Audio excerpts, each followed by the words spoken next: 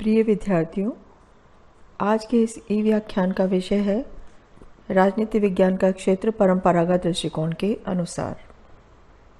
जैसा कि आप सभी विद्यार्थी जानते हैं, राजनीति विज्ञान के अर्थ का हमने इससे पिछले लेक्चर में अध्ययन किया और उन परिभाषाओं से राजनीति विज्ञान के क्षेत्र के संदर्भ में हमें संक्षेप में जानकारी मिलती है। और इन सभी परिभाषाओं में एक मुख्य बात जो उभर कर सामने आई है वो ये है कि राजनीति विज्ञान के अध्ययन की मुख्य विषय वस्तु राज्य है। किंतु यहाँ पे यह प्रश्न उपस्थित होता है कि राज्य के वे कौन से पक्ष हैं जिनका विवेचन राजनीति विज्ञान के अंतर्गत किया जाता है, अर्थात राजनीति विज्ञान का क्षेत्र क्या है। जिस प्रकार से राजनीति विज्ञान की परिभाषाओं की विवेचना परंपरागत राजनीति वैज्ञानिकों के द्वारा की गई है, उसी तरह से राजनीति विज्ञान के क्षेत्र को भी इन विद्वानों के द्वारा परिभाषित किया गया है, बताने का प्रयास किया गया है। राजनीति विज्ञान के परंपरावादी विद्वान गार्नर ने इसके क्षेत्र की विवेचना करते हुए बताया है कि इसकी मौलिक समस्याओं में साधारणतः राज्य की उत्पत्ति और उसकी प्रकृति का अध्ययन किया जाता है सर्वप्रथम। द्वितीय, राजनीतिक संस्थाओं की प्रकृति, उसका विकास एवं उनके विविध स्वरूपों का अध्ययन किया जाता है। और तीसरा पक्ष यह है कि जहाँ तक संभव हो सके इनके आधार पर राजनीतिक प्रकृति और विकास के नियमों का निर्धारण किया जाता है। तो गार्नर ने राजनीति विज्ञान के क्षेत्र को इन तीन रूपों से परिभाषित किया है। और राजनीति विज्ञान के जब हम क्षेत्र की विवेचना करते हैं तो राजनीति विज्ञान राज्य के सैद्धांतिक एवं संगठन से संबंधित प्रश्नों का विवेचन करता है। राज्य क्या है, उसका विकास कैसे और क्यों हुआ, उसका आधार क्या है, उसका कार्यक्षेत्र क्या है, उसकी सत्ता का क्या स्वरूप है, इन सभी पक्षों का, पहलुओं का राजनीति विज्ञान के अंतर्गत अध्ययन किया जाता है। ये कुछ महत्वपूर्ण सैद्धांतिक प्रश्न हैं जिनकी खोज राजनीति विज्ञान करता है। दूसरे मुख्य विद्वान हैं गुडनाउ, और गुडनाउ ने राजनीति विज्ञान के क्षेत्र को तीन पक्षों से जोड़ा है। सर्वप्रथम, राज्य की इच्छा का निर्माण, द्वितीय, राज्य की इच्छा की अभिव्यक्ति, और तीसरा पक्ष है राज्य की इच्छा की कार्यान्विति। तो गुडनाउ ने इन तीनों पक्षों से राजनीति विज्ञान के क्षेत्र को बताने का प्रयास किया है। फ्रेडरिक पोलक ने राजनीति विज्ञान के क्षेत्र को दो खंडों में विभाजित किया है। प्रथम है सैद्धांतिक राजनीति और द्वितीय है व्यवहारिक राजनीति। सैद्धांतिक राजनीति में राज्य की आधारभूत समस्याओं का अध्ययन किया जाता है और व्यवहारिक राजनीति में राज्य के क्रियात्मक स्वरूप तथा निरंतर परिवर्तनशील सरकारों के वास्तविक क्रियाकलापों की विवेचना की जाती है। तो फ्रेडरिक पोलक ने राजनीति विज्ञान के क्षेत्र को दो खंडों में विभाजित करके बताया है।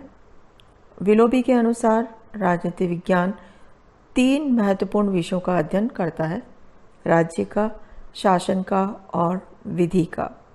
इसी तरह सिजविक ने राजनीति विज्ञान के क्षेत्र को दो भागों में विभाजित किया है। पहला है राज्य के संगठन से संबंधित और दूसरा है राज्य के कार्यों से संबंधित। तो ये मुख्य विद्वान हैं परंपरागत दृष्टिकोण के गार्नर, गुडनाउ, पोलक, विलोबी, सिजविक, जिन्होंने राजनीति विज्ञान को अपने अपने दृष्टिकोण से परिभाषित करने का प्रयास किया है।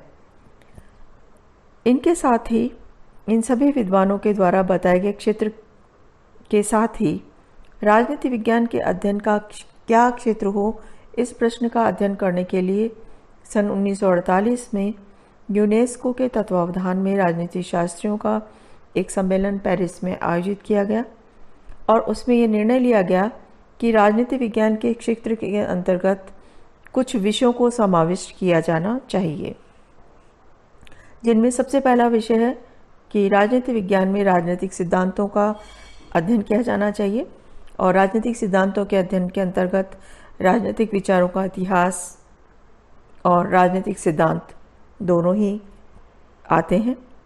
दूसरा पक्ष इस सम्मेलन में जो निर्धारित किया गया वो है राजनीतिक संस्थाएं और राजनीतिक संस्थाओं में संविधान, राष्ट्रीय, क्षेत्रीय, स्थानीय सरकारें, लोक प्रशासन, सरकार के सामाजिक और आर्थिक कार्य तथा तुलनात्मक राजनीतिक संस्थाओं का अध्ययन किया जाना चाहिए।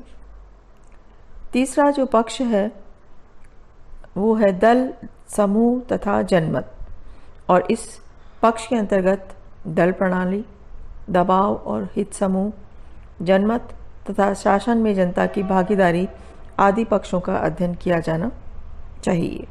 और चौथा पक्ष है अंतर्राष्ट्रीय संबंध, जिसमें अंतर्राष्ट्रीय राजनीति, अंतर्राष्ट्रीय विधि, अंतर्राष्ट्रीय संगठन और प्रशासन का अध्ययन सम्मिलित किया जाना चाहिए। इस तरह से यूनेस्को के तत्वावधान में आयोजित इस सम्मेलन में राजनीति विज्ञान के क्षेत्र के अंतर्गत निम्नलिखित विषयों को समाविष्ट किया गया है और इन विषयों का अध्ययन करने का समर्थन किया गया है। इस तरह परंपरागत राजनीति विज्ञान में विभिन्न विद्वानों ने राजनीति विज्ञान के क्षेत्र को परिभाषित किया है और राजनीति विज्ञान के अध्ययन में राज्य एवं सरकार के संपूर्ण पक्षों के अध्ययन की बात कही गई है। राज्य एवं सरकार के अतिरिक्त परंपरागत दृष्टिकोण की और किसी पक्ष में रुचि नहीं है।